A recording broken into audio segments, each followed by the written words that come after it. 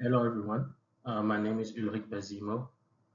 I am a former student in the civil and engineering department at UMD. I was always student in chemistry class and now I'm a process engineer with a consulting firm. So my work actually focuses on odor control in the wastewater treatment plants and the collection system. And Alba and I thought that it would be good to give a presentation on that. So in this presentation, we're going to discuss on the different odor treatment options and how we actually tackle odors in the collection system and in wastewater treatment plants as well. So like I said, we'll start with some background on odor control and explain why there's a need to actually control odors in the wastewater resource recovery sector, and also explain what are the methods used to quantify odors and to actually mitigate odors emissions. Um, and then we'll conclude with one case study, and I'll give some details on the liquid and vapor phase odor control options. With the growing businesses around wastewater treatment plants, it's really important to address odors emission. A lot of businesses are complaining about odors emission from the treatment plants or from the collection system. And so it's really important for municipalities to address the odor issues. And there is also some local regulations and where we have fence lines limit that have been established to actually force and help the plants achieve the odors control strategies.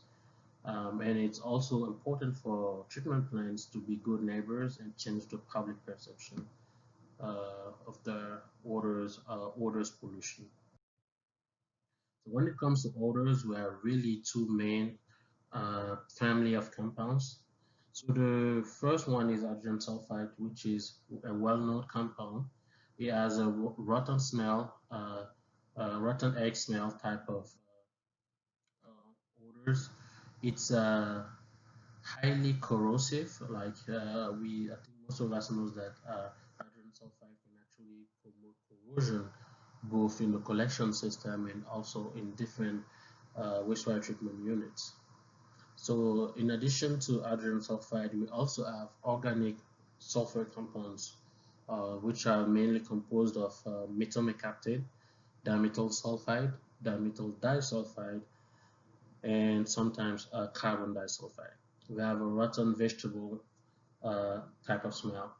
We also have different odorous compounds. We have nitrogen-based compounds, ammonia, nitrate. These compounds are highly volatile, and usually when it comes to odor control, they are not really considered. We also have other compounds such as VFAs or other VOCs that are also contributing to odors. But really, when it comes to odor control design, both in liquid and gas phase, we usually focus on hydrogen sulfide and organic sulfur compounds. So, like I said, when it comes to odor control, mainly we have two ways of controlling odors.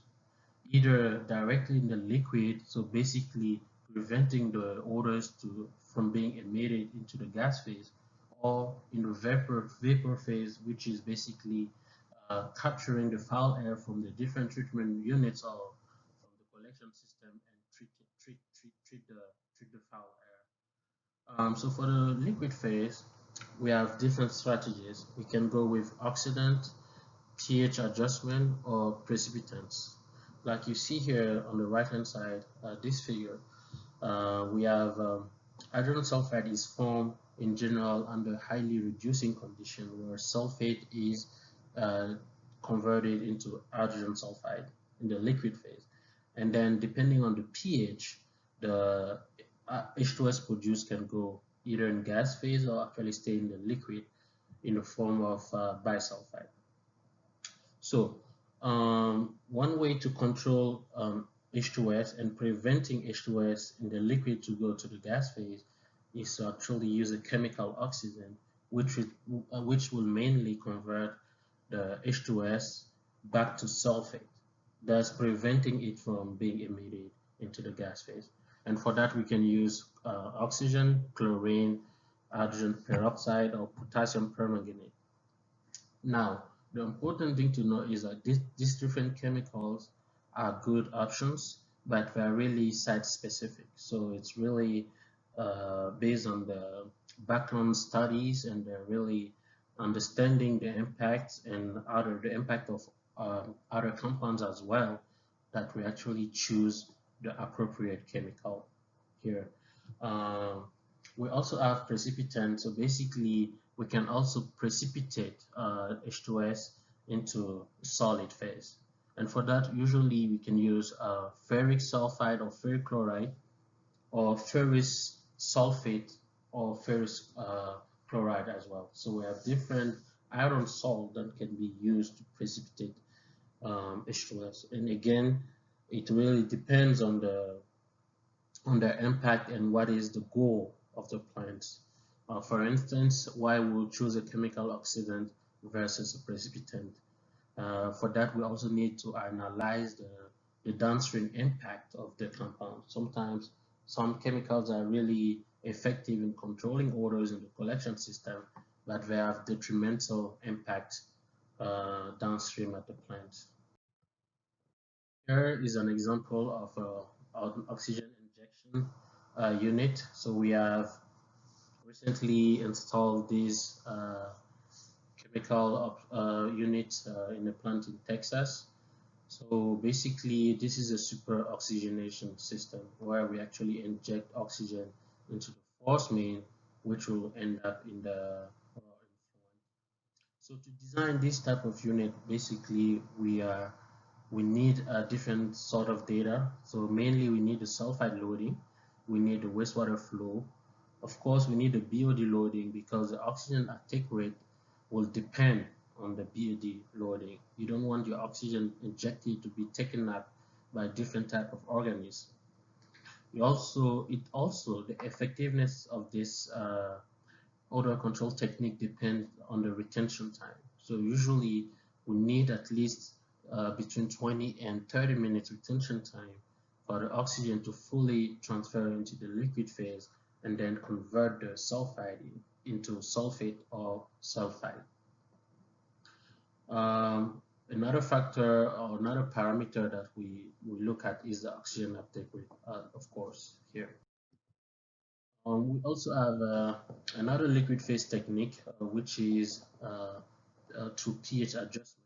And for that, we use either sodium hydroxide or calcium hydroxide. So as you can see here in the figure, we have the sulfide speciation in the liquid phase. So basically, at pH 7, which is usually the pH in the domestic wastewater, about 50% of the sulfide is in the form of aqueous H2S, and the other 50% is in the form of bisulfide. The fraction of H2S that can go to gas phase is the aqueous H2S. So what we do, we will shift the pH, increase the pH to levels between 8 and 10, so that all of the sulfide in the liquid is in the form of bisulfide. So by doing that, we actually prevent the sulfide to go into gas phase. This is a really great technique as well that we can use.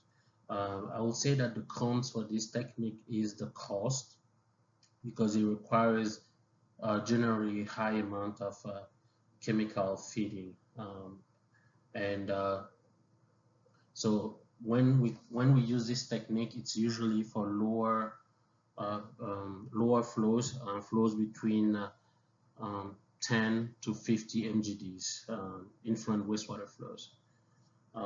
Otherwise, it has been shown to be really effective in the collection system, and also in plant or earthworks treatment, as well as in the primary clarifiers. In the field, it's really important to get accurate data, and what we use is a flux chamber in general. So this is the figure that you see here. So it's basically a chamber to which we connect different tubing to first measure hydrogen sulfide with other logs. We have other units as well that we use to measure hydrogen sulfide. But other logs are really well known and really uh, they are really simple devices that can be used for sampling. And in addition to that, we use pumps to pump the gas from the flux chamber to canisters. And that's where we actually take our samples and we take it to the lab and we analyze for organic sulfur compounds such as methyl mercaptan and dimethyl sulfide. Here you can see a picture of it. This is a sampling that we did at DC Water, where we actually kept that flux chamber on the surface of one of the primary clarifiers, and we were collecting a gas sample for sulfide H2S analysis and reduced sulfur measurement as well. Another technique here that we use, we pretty much use the same device to collect gas samples from the secondary system as well. So this is these pictures here were during one sampling that we did at DC Water, where we wanted to measure emissions from one of the reactors. So it's really the same principle, but I would say one important thing to do when we collect gas sample is to keep track of the wastewater quality, because these definitely have an impact on the sulfide emission, and it's really important to understand the correlations. So later we can definitely uh, understand and develop really integrated odor control systems. Other testing that we do, we actually also measure, we do batch experiments, and in this batch experiment, we try to understand the formation of these different type of compounds. And like I said, the oxygen uptake rate is a really important parameter to know, and we like to measure that in different plants because in addition to the controlled vapor phase and the gas phase, we also use this data into the sulfur modeling. And the oxygen uptake rate, the retention time are really important factor.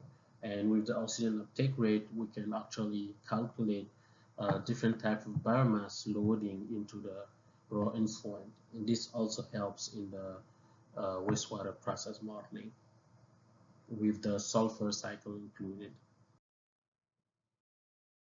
Here we are different technique of vapor phase odor control.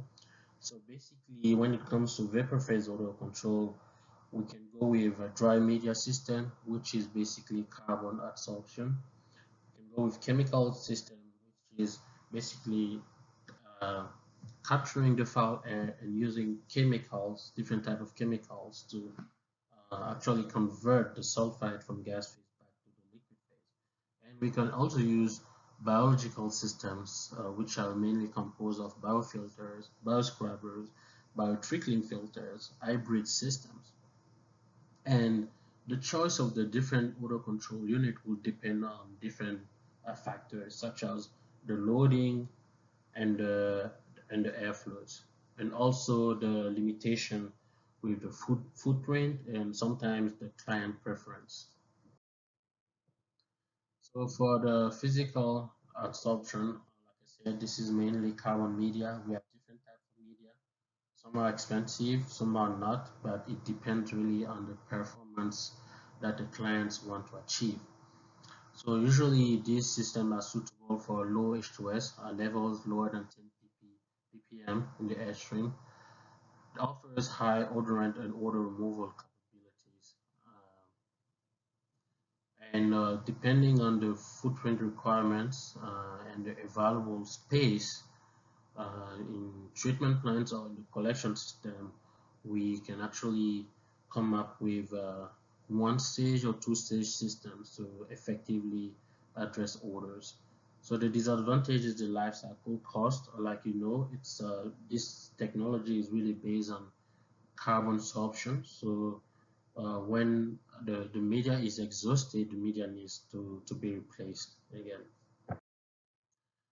We also have the chemical scrubbers. It has a low capital cost in general, and it can actually adapt to different type of air stream. The main disadvantage is these systems are really complex with a lot of manipulation required, sometimes some intense operation and maintenance required for this type of system. These systems are usually not suitable for high stress airstream. So it's important to take into consideration these different factors before choosing the right technology. And like I said, for this system, we use a lot of chemicals, and these chemicals needs to be disposed. And sometimes they end up in the wastewater raw influent. And so it's really important to take that into consideration when it comes to chemical scrubbers. We also have the biological treatment. Mainly, we have biofilters, which are really common. We have different type of media available on the market.